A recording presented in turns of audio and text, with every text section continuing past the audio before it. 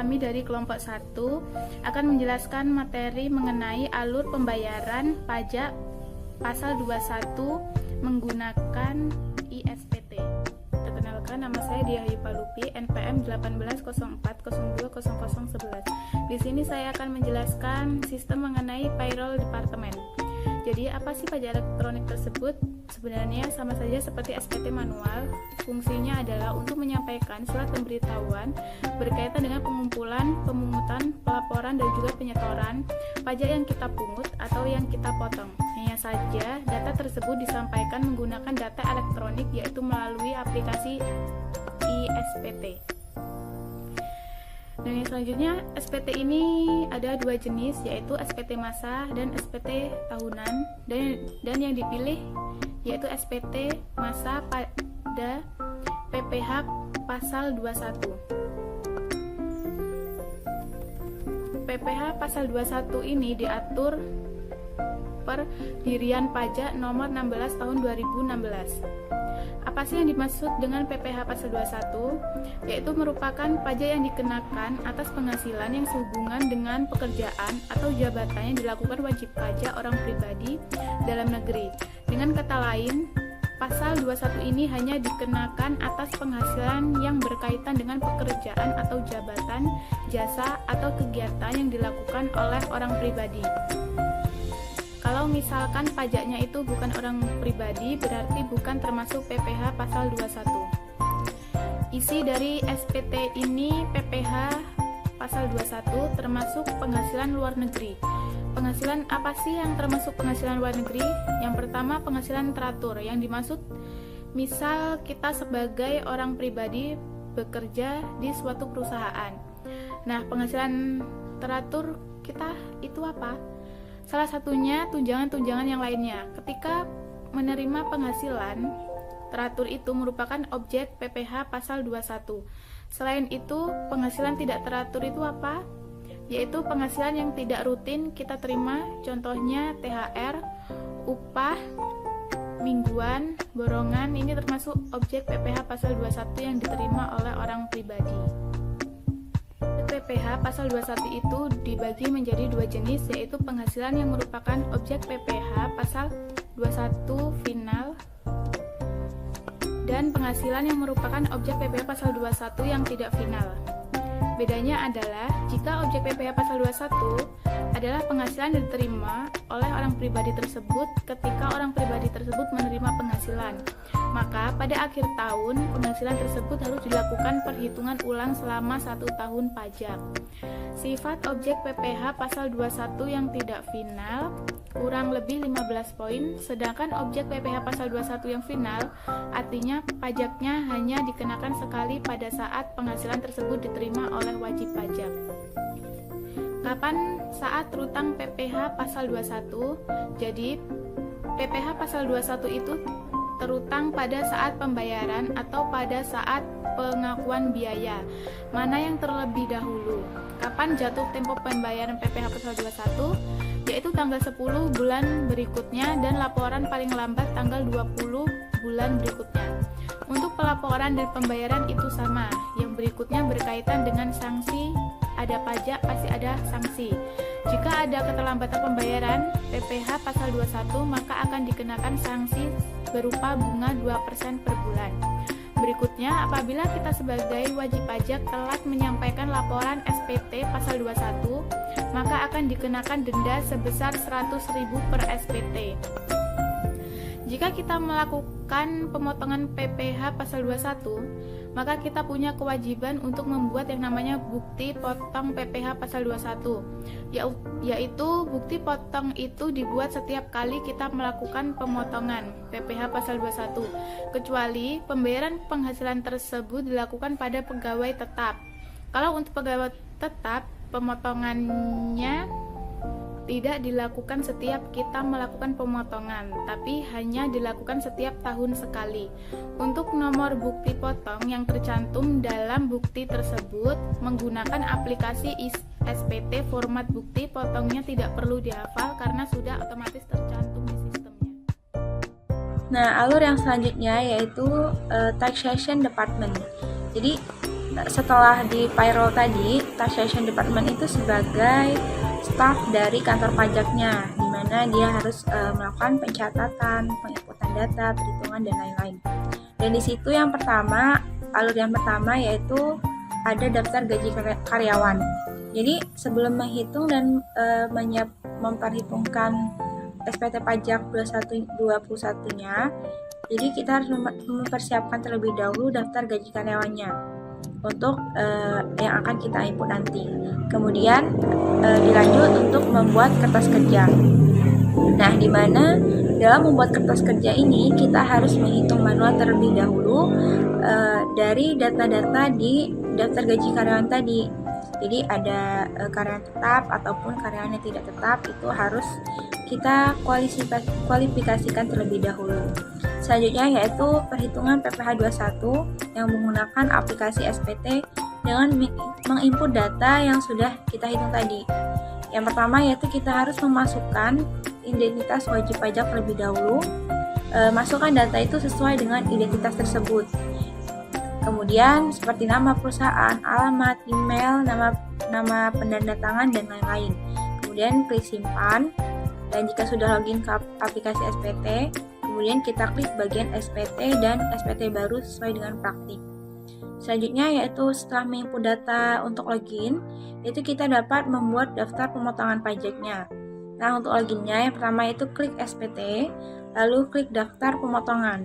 Selanjutnya di situ terdapat 2 bagian, yaitu ada 3 bagian, yaitu ada A, B, dan C. Nah, untuk A itu merupakan untuk karyawan yang tetap yang penghasilannya melebihi PTKP, sedangkan yang B untuk karyawan tetap yang penghasilannya di bawah dari PTKP. Sesuaikan dengan transaksi ataupun kasus yang ada, lalu kita klik tambah, kemudian input NPWP, nama, alamat, penghasilan bruto, dan PPh terutang. Nah, input di bagian perhitungan di lembar kerja tadi itu yang dibagi 12 yang sudah dihitung di awal. Kemudian baru menentukan objek yang akan kita potong. Setelah itu klik kode objek pajaknya, dan di sini kita harus benar kita ketika mengeklik objek pajak tersebut. Selanjutnya itu input penghasilan brutonya. Nah, dasar pengenaan pajak yang sudah dihitung dan tarif pajak. Kemudian kita klik simpan dan lakukan langkah yang sama sesuai dengan transaksi yang ada pada kasus ataupun transaksi tersebut. Jika karyawan tersebut memiliki penghasilan yang di bawah PTKP, maka kita akan input ke bagian yang B, dan jika sebaliknya maka kita input ke bagian yang A. Nah, kemudian lengkapi jumlah pegawai tetap dan tidak tetapnya di bagian yang B tersebut.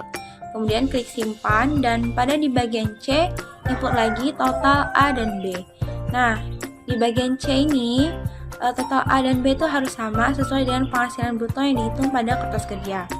Dan terakhir yaitu close.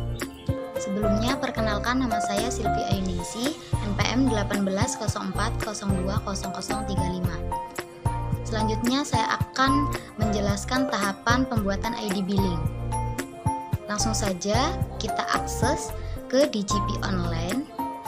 Sajikan terlebih dahulu skrip-skripnya, karena untuk mengakses DJP Online harus menggunakan NPWP yang benar-benar terdaftar di Rektorat Jenderal Perpajakan.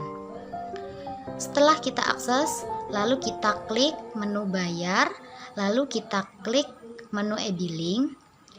Jadi untuk membuat surat setoran pajaknya, kita klik menu e-billing, lalu kita isi pajak yang mau kita bayarkan, jenis pajaknya apa, jenis setorannya apa, dan sesuaikan pasalnya yaitu PPh 21, sehingga jumlah setorannya harus disesuaikan dengan total PPh pasal 21 yang kita potong dari orang pribadi.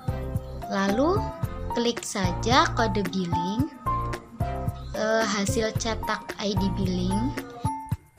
Baik, saya Septiana Vijayanti, NPM 1804021041. Nah, di sini saya melanjutkan dari teman saya yang masih satu alur, yaitu mencetak ID billing. Nah, setelah ID billing itu selesai dicetak, maka kita harus membawanya ke pihak bank, karena nanti ID billing itu akan sangat diperlukan, dan nanti kita akan melakukan pembayaran setoran nominal yang sudah tercantum. Bagi bank itu yang terpenting adalah ID billing, karena ID billing itu sangat diperlukan oleh bank, maka kita harus menyetorkan ke bank, atau bisa juga lewat ATM. Tinggal kita masukkan ID billing tersebut. Ketika kita sudah melakukan pembayaran pajak yang sebelumnya, maka bukti pembayaran pajak itu harus disimpan dan harus kita input lagi ke aplikasinya. Nah, ketika kita menginput aplikasinya, kita masuk lagi ke aplikasinya, maka kita harus isi ESPT, kemudian pilih daftar SKP untuk menginput bukti setoran pajak. Nah, sebelum kita menginput surat setoran pajak, kita harus tahu atau harus melihat berapa sih nominal yang sudah kita setorkan. Maka kita bisa melihatnya di SPT Induk. Klik SPT Induk. Di situ ada bukti setoran. Kita lihat paling bawah. Di situ sudah ada nominal pemotongan. Nah, nominal itulah yang nantinya harus disetorkan ke kas negara. Nama Sriwayuni NPM 1804021045. Di sini saya akan menjelaskan alur tentang data pembayaran pajak ke bank. Yang pertama, itu ada bukti pembayaran pajak. Setelah ada bukti pembayaran pajak, lalu kita input. Klik menu input data. Kemudian setelah itu isi SPT. Kemudian setelah mengisi, klik menu daftar SPP, yaitu surat setoran pajak. Kemudian data yang harus dibayar itu dapat dilihat dari SPT Induk dengan cara klik menu SPT Induk. Setelah klik menu SPT Induk, maka akan muncul lampiran-lampiran. Setelah muncul lampiran-lampiran, kemudian kita melakukan pembayaran. Nah, sesudah kita melakukan pembayaran, selanjutnya adalah pelaporan atau laporan. Nama Cynthia Melinda Fitri, NPM 1804022012. Yang selanjutnya yaitu pelaporan atau kantor pajak. Yang pertama, klik menu CFS. Yang kedua, pelaporan SPT, yaitu harus memiliki dan segera mengaktifkan Electronic Filing Identification Number. Bisa juga mendapatkan Electronic Filing Identification Number dengan mengurusnya di kantor pelayanan pajak, lalu menyiapkan dokumen yang akan diunggah dan mempersiapkan ESPT atau file CFS dari SPT yang hendak dilaporkan dengan menggunakan aplikasi DJP online atau aplikasi e-filing Clean Pajak. Yang ketiga yaitu penentuan pajak untuk menentukan perhitungan. Yang keempat, membuat file CFS, yaitu yang pertama, pastikan lampiran-lampiran SPT sudah dibuka lalu diisi jika sudah ada datanya. Selanjutnya klik SPT Tools. Yang selanjutnya pilih menu lapor data SPT pada KPP, kemudian klik atau pilih tampilan data. Dan selanjutnya centang kontak pada masa SPT tahunan untuk bisa disampaikan. Pilih tempat penyimpanan file CFS sesuai keinginan, misalnya saja menyimpan foldernya dalam Drive. Yang selanjutnya klik Create File yang digunakan untuk pembuatan file CFS SPT tahunan. Yang kelima yaitu simpan nama file. Lampiran file yang sudah di PDF dan diberi nama cfs.lk.pdf. Yang keenam, cetak formulir SPT. Masuk ke dokumen yang sudah di PDF tadi lalu klik unduh untuk mencetaknya. Bila sudah berhasil diunduh lalu bisa langsung dicetak di dokumen tersebut. Yang selanjutnya, klik formulir SPT yang ingin dipilih, yaitu harus memilih mana SPT yang akan dipilih. Yang kedelapan, arsip printout. Lalu kita memprint out dokumen tersebut.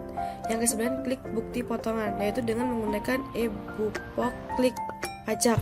Yang ke-10, ditandatangani perusahaan, dan kita harus memilih disertakan dengan tanda tangan perusahaan. Yang ke-11, bukti, harus menyertakan bukti dari CFS atau SPT. Sekian materi yang dapat kami sampaikan. Apabila ada salah kata kami mohon maaf. Kami akhiri. Wassalamualaikum warahmatullahi wabarakatuh.